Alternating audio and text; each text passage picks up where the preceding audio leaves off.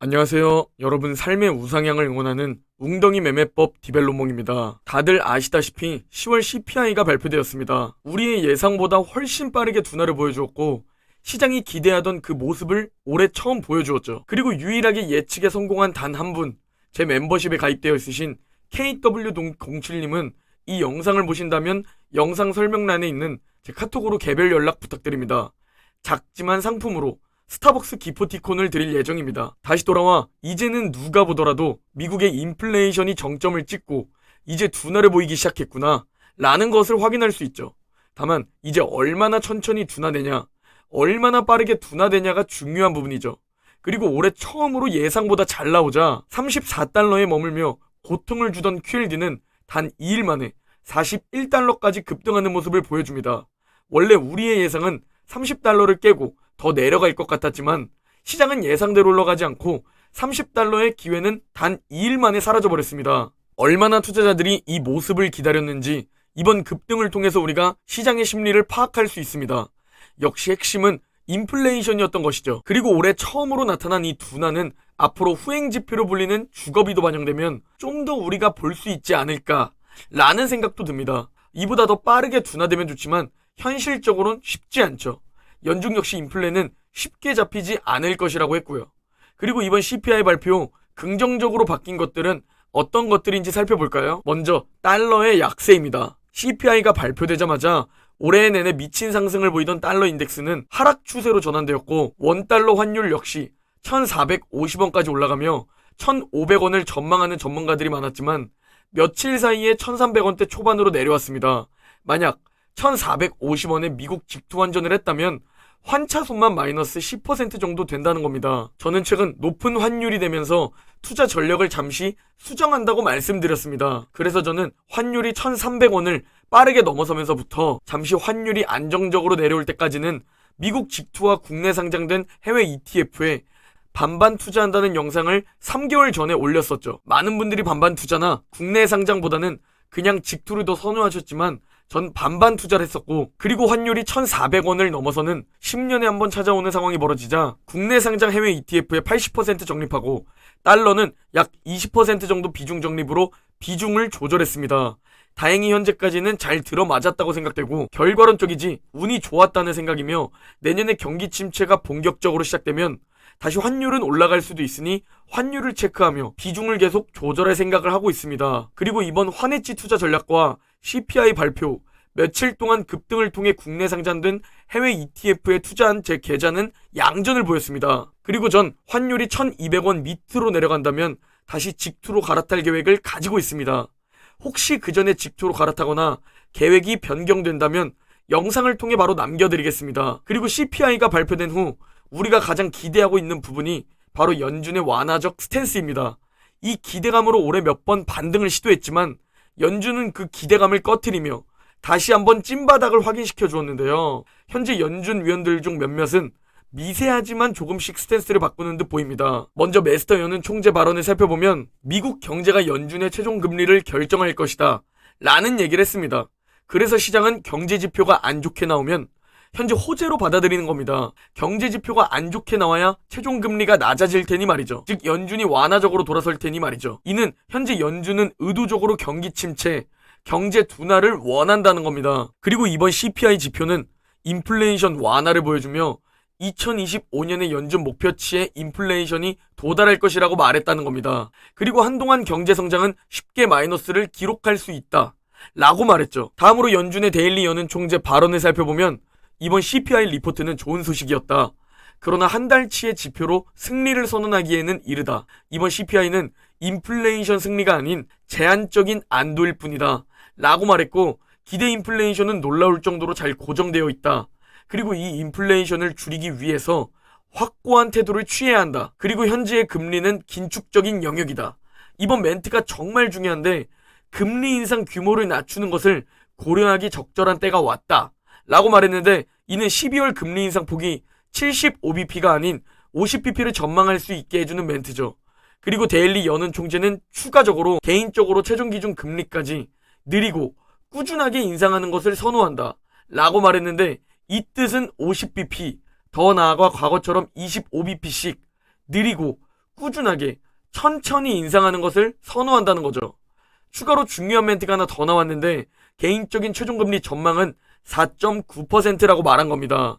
CPI 발표 전에는 6% 전망 얘기도 들려와서 솔직히 계속 전망이 올라가다 보니 저 역시 그런 불안한 생각도 들었었는데 델리 총재는 4.9%를 원하고 있다는 거죠. 그러나 여전히 금리 인상을 해야 하고 그 뒤에는 금리 인하가 아닌 금리를 유지할 것이라는 태도죠. 마지막으로 조지 여는 총재 발언을 살펴보면 장기 기대 인플레이션은 잘 고정된 것으로 보인다. 이는 데일리 총재와 같은 발언이죠. 그리고 금리를 점진적으로 그리고 신중하게 인상하는 것이 이롭다고 말했고 마지막으로 이 긴축의 정도는 경제와 인플레이션 역학 그리고 예측 불가능한 요소에 따라 결정될 것이라고 발언했습니다. 우리가 CPI 발표, 연준 위원들의 발언을 살펴보니 어떤가요?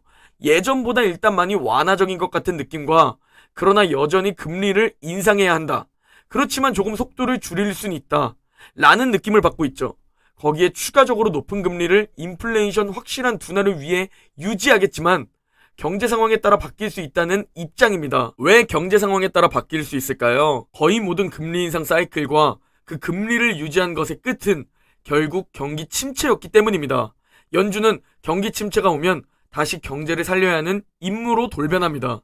그럼 현재 스탠스가 바뀌게 되겠죠. 1955년에도 금리 인상 사이클에서 경기 침체를 맞아 결국 금리가 내려갔고 1960년에도 금리 인상 후 유지하다 경기 침체를 맞아 금리를 내렸고 꽤나 긴 시간 동안 1960년대에 금리 인상 사이클을 보냈고 점차 높이다 경기 침체를 맞고 금리를 급하게 내렸고 그 다음 역시 지금처럼 급하게 금리를 올렸고 결국 경제가 못 버티고 침체에 빠지자 금리를 인하하는 모습을 보여왔습니다. 그리고 이는 거의 동일합니다. 경제 사이클, 금리 인상 사이클, 금리 인하 사이클은 비슷비슷하게 움직입니다.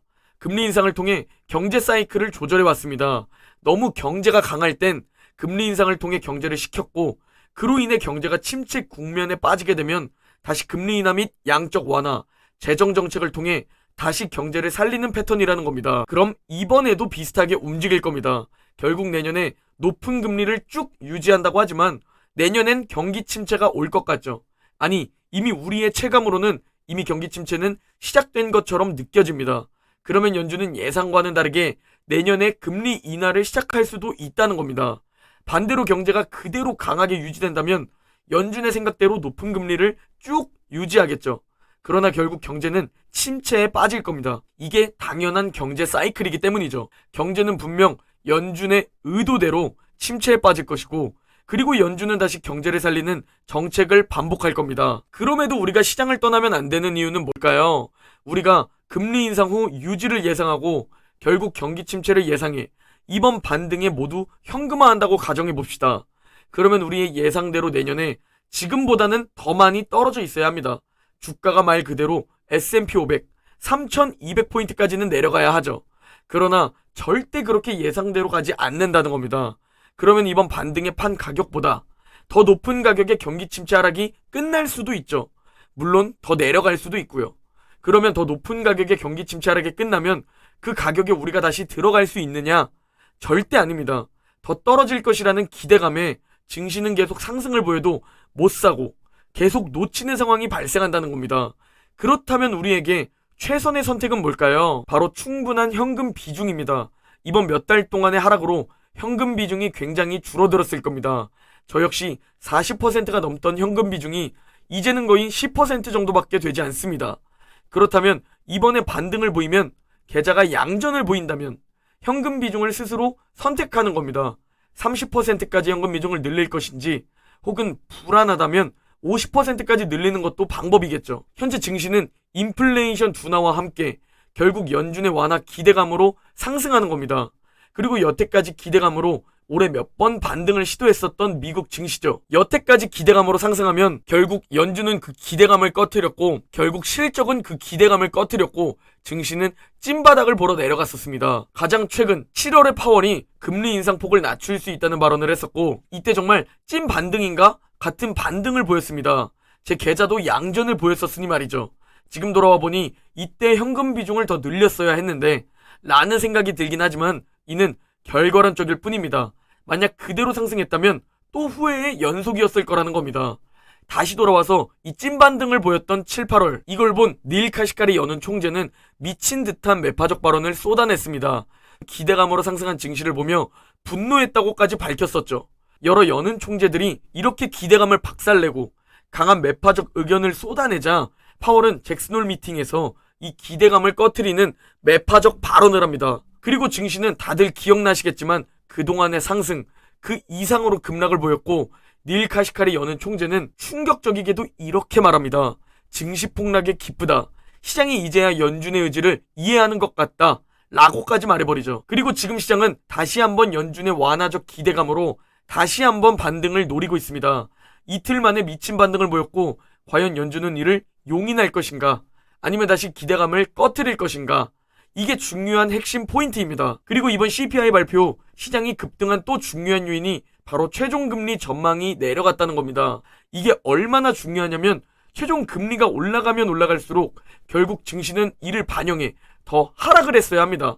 그래서 최종금리가 바뀔 때마다 연준이 더 긴축을 할 때마다 시장은 당연히 이를 반영해 더 급락을 보였던 건데 이 최종금리 전망이 내려가면 당연히 증시는 이를 반영해 여태까지 그 하락폭을 어느 정도 만회해야 한다는 겁니다. 그리고 현재 12월 금리 인상 전망입니다.